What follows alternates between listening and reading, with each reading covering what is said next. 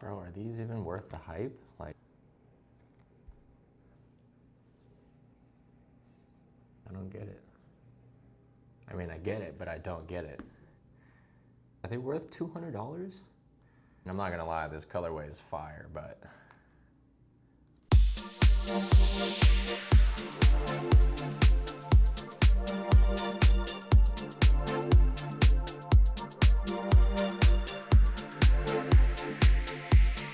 What's going on, guys? We are back with another episode today.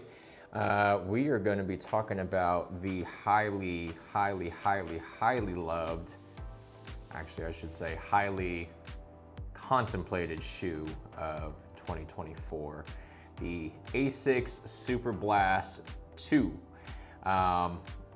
Based on everything I've heard about these shoes since they released, it's you either love them or you hate them. There's just seems to be no in between. There's a lot of fanboys that swear by them and love, you know, the redesign of the Superblast 2 compared to the ones. There's also people that just absolutely hate this shoe. So we're gonna dive into this today, talk more about the Asics Superblast 2, and kind of give you a rundown of my initial thoughts, my first run in the shoe, how it fits, how it feels, give you the specs, and kind of give you my thoughts around who I recommend this for and if I'm gonna end up keeping these for the long term. So stick around, we're gonna dive into it right now. And Asics Superblast 2, guys. Finally got them in the Paris colorway. Let's talk about it. Just diving into the specs here, this is the Asics Superblast 2 in a men's size 10. I just weighed these on my home scale, food scale type of thing. They came in at 9.17 ounces, which, to be quite frank, for a max cushion shoe like this and how thick and, you know, robust, comfortable type of shoe it is, it's fairly light, to be honest. When I first got these in the mail, took them out of the box, I was actually super surprised at how light they felt. And even when I laced them up, put them on the feet, walked around in them and did my first run, I was actually quite surprised at how, you know, light they felt on just walking around, running around in them compared to how they look, because they look like a super dense, thick, heavy type of shoe, which, you know, some of these max cushion, max stack shoes out there are a little bit on the heavier side because, you know, they offer the stability and the protection for the longer runs and your legs, etc. But diving into it, again, this is the men's size 10 coming in at 9.17 ounces. We have a 37 millimeter stack height in the front, 45 millimeter in the back for a 8 millimeter drop overall. So fairly normal, feels really good on feet. And this is, again, marketed for those long runs, those recovery runs. Again, it is a max stack, max cushion shoe, as if you couldn't tell already. And I got my hands on the highly loved Paris colorway, which I have been wanting since the initial pictures released online. Wasn't able to get my hands on them, and actually found them on Amazon through a restock, luckily. Bought them, hour or so later, all sizes were gone. So got super lucky this time around.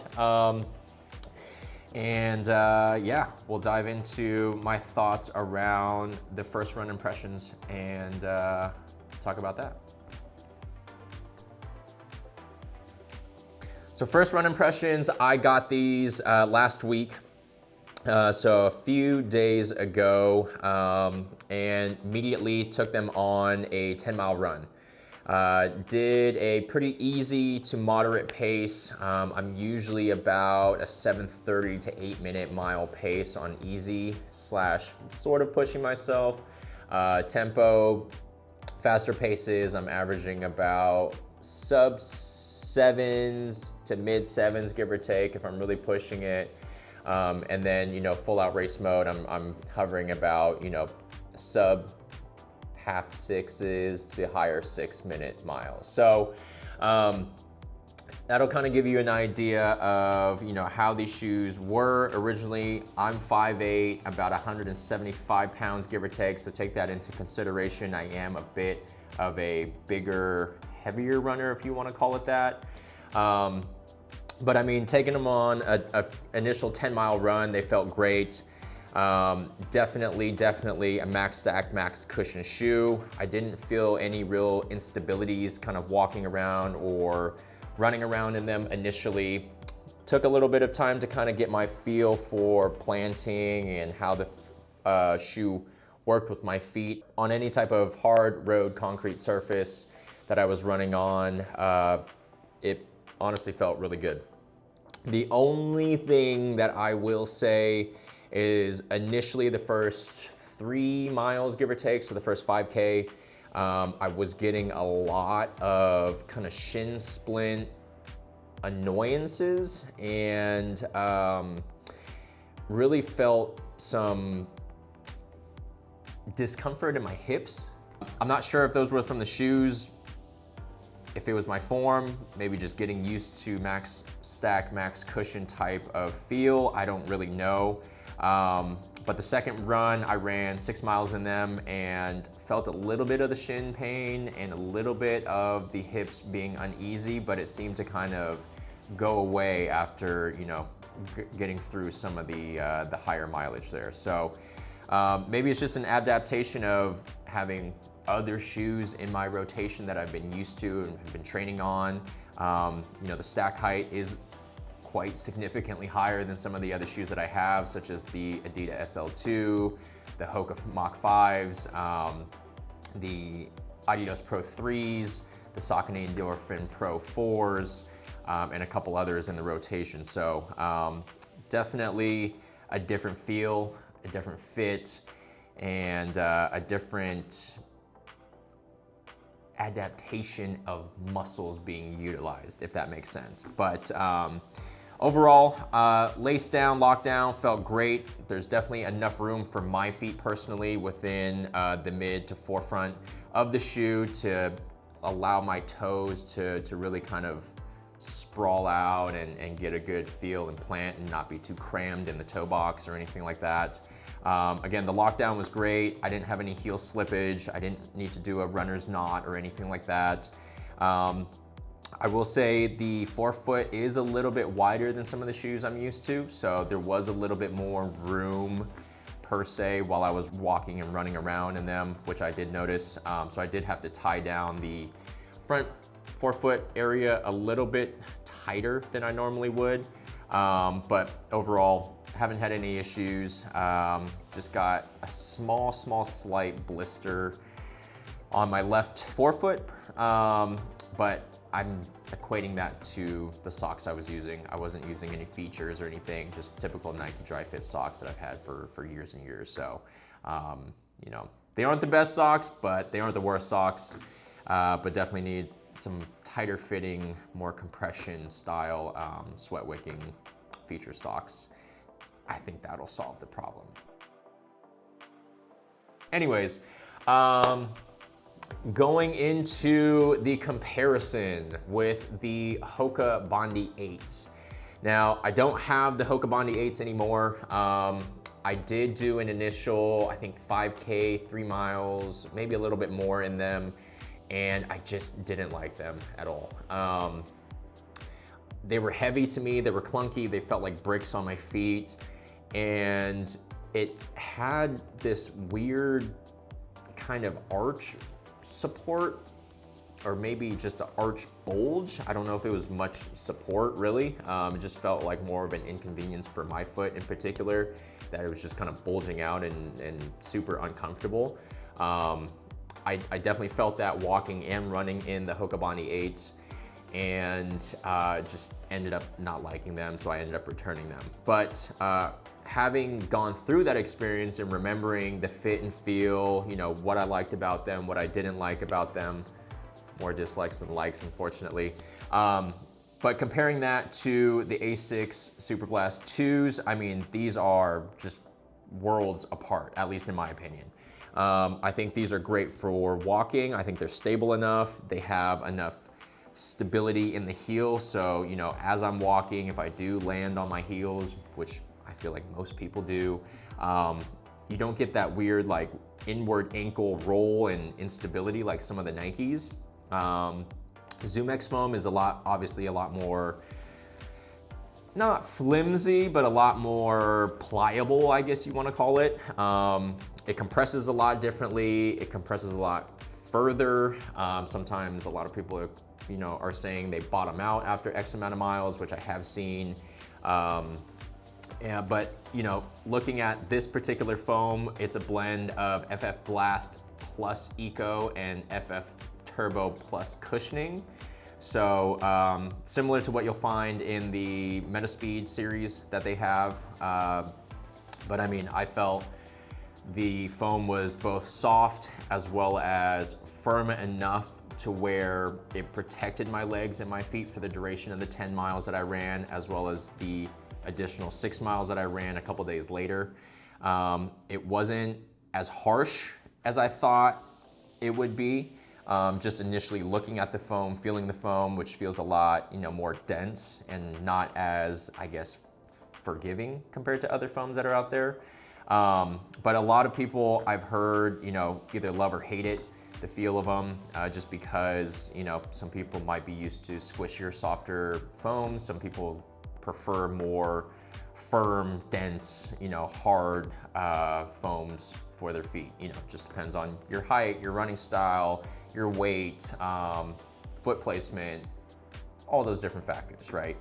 But for me, I mean, I had zero issues with these. Like I was mentioning again, the Nikes that I've had, particularly the Zoom Fly 5s, whenever I walked in them and even ran in them, every time I would land, and I'm a mid to 4 foot placement guy, anytime I would land mid foot or sometimes a little bit further back towards the heel, my heel would dip down and just cause this weird like inflection, leg inflection, foot inflection type of thing, and it just made my ankles and knee hurt like crazy. So for the Zoom Fly 5s, do not recommend those, by the way, just throwing that in there. You really have to land on the 4 foot of your foot to be able to kind of really get into a good rhythm and cadence with running in those shoes, at least for me. What else? I will say I really like this tongue. It is a gusseted tongue, so it's built into the shoe itself. It's not flimsy like the AP3s where it's just a loose flying tongue that was just super finicky upper. Adios Pro 4s, which I did a video on previously, should solve those problems. Anyways, detracted. Other than that, I had a great experience running in these. I've done 16 miles in them so far. No complaints other than the initial shin slash hip discomfort. But again, I think that's just my body and muscles getting used to a different style of shoe, max stack, max cushion, different drop level as well.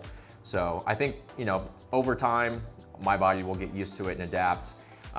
Because like I was saying, even on the 10-mile run and the 6-mile run, both of them, towards the second half of the miles, both the pain and discomfort kind of just went away and I got used to it, right? So yeah, that's pretty much what I have for that.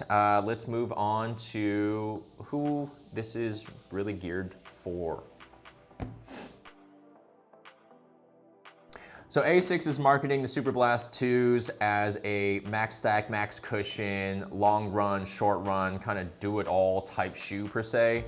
I will say, for those that are looking for a more up-tempo track shoe, fast-paced racer, threshold type of workouts, probably wouldn't recommend these just because they are a bit on the heavier side, and again, they're a max stack, max cushion type of shoe. So I feel like, for those types of faster tempos, faster paces, workout style shoes, you need something that's a little bit more robust in helping you. So Not necessarily that I'm recommending, hey, go get a shoe that's lighter and has a plate in it, but something that's less stacked, more ground feel, so your foot feels more connected to, you know, the push off to the ground.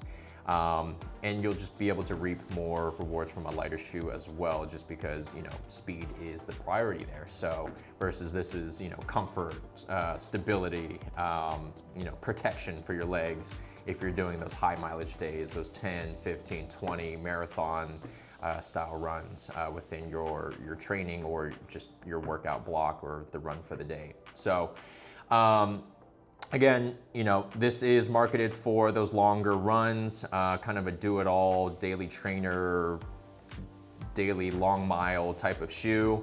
So I think, you know, they definitely hit it out of the park in terms of, you know, how they were marketing it, who they were marketing it for. And, you know, so far I have zero complaints about this shoe. I've definitely come to love this shoe more than I thought that I would. Just because I was a little bit skeptical about this foam coming from the AP3s, coming from the Saucony Endorphin Pro 4s, which have a little bit more of a softer, bouncier energy return style foam. But you know, with FF Turbo, FF Blast, Eco, all those different acronyms, God, they make them so long, I can't even keep up. FF Turbo Plus, there we go. It's written on the side of the shoe. We'll just go with that. I really enjoyed the ride in this shoe. I thought, you know, it didn't give me as much energy return as I was expecting, just given, you know, the density of the foam and how thick it is. But, you know, based on the squishiness, based on, you know, how I plant, how I run, I felt this shoe was definitely soft enough for my liking, as well as firm enough to be able to still kind of carry me on forward and not just bottom out and die with no energy return, if that makes sense. Other than that, so that pretty much does it for my review of the Asics Superblast 2. Again, I really have loved running in these so far. Again, I've only done 16 miles in them. I don't know if they need additional break-in and or, you know, mileage to really kind of get the benefit out of this FF Turbo Plus foam. But I mean, so far so good. No complaints other than, again, the shin and hip discomfort that I experienced on the first 16 miles between the two runs. But I think, you know, having more miles in these, spending more time on these, I'll be able to kind of break in the foam and get a better feel for them as I pick up the mileage. And I mean, gosh, look at this colorway. I mean, you just can't go wrong with that colorway. I love it. I do wish this gray was maybe white or off-white. I don't know. It's kind of like a weird gray blue, but Paris, right? Whatever, I don't know. Anyways, thanks for tuning in. Hope this helped. Leave a comment, subscribe. If you're new to the channel, hit the bell. I'm gonna try to do videos every single week, either at run clubs, interviewing people, or just getting new shoes myself. Again, everything is paid for out of my pocket. No sponsors, no freebies, nothing. So your likes, your subscription, your comments definitely help to get this video out to more people and get more information out there. So thanks for tuning in. Hope you enjoyed the video. Again, leave a comment, subscribe, like, share this out, and we will be coming up next week with, I haven't decided yet. It's either gonna be the Saucony Endorphin Pro 4s or the Adidas SL2s. But I also have to do a Hoka Mach 5 video, so we'll see how the schedule goes. It'll be one of those three. I just gotta get the videos out. It's been a learning curve doing YouTube and editing and all that fun stuff. So anyways, I'm supposed to keep this to a 10-minute video. I'm sorry if this is over. I'll try to edit it down to at least 10 minutes just so you guys aren't bored out of your minds. This is the Asics Superblast 2 review. Gary's out. Peace.